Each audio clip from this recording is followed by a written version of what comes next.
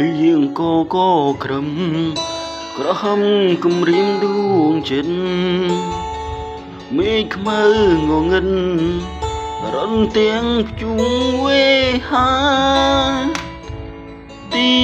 ទួលទាំងលេងទួលអនុសា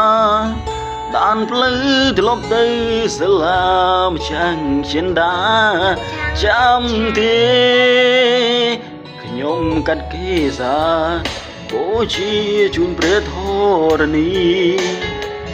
លោកនិងគ្មានពីចូលវីប្រគល់ជូនថ្លៃមេឃធំភ្នំពួរជួយជាសាងសី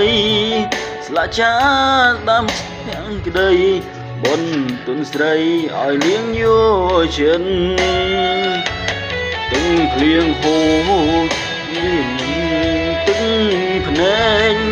ឲ្យខ្ញុំស្រណពុនពេញការរួមថ្នាក់រៀននឹងស្រីអោទាំងភ្នែកនាងហូ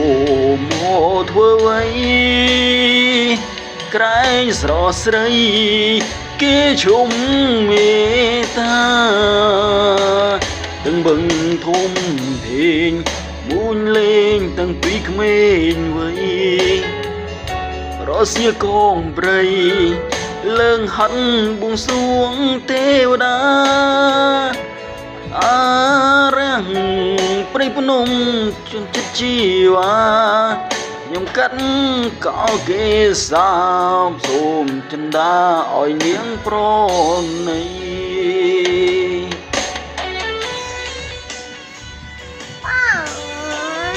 លេសត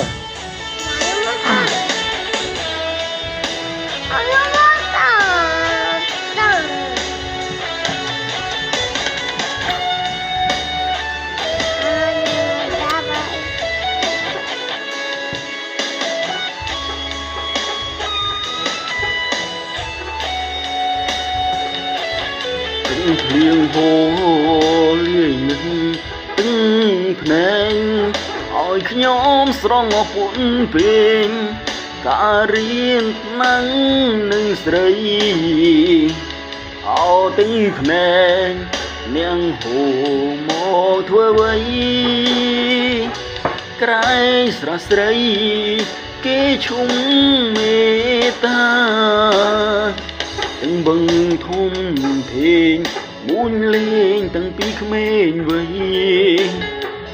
រសៀលខង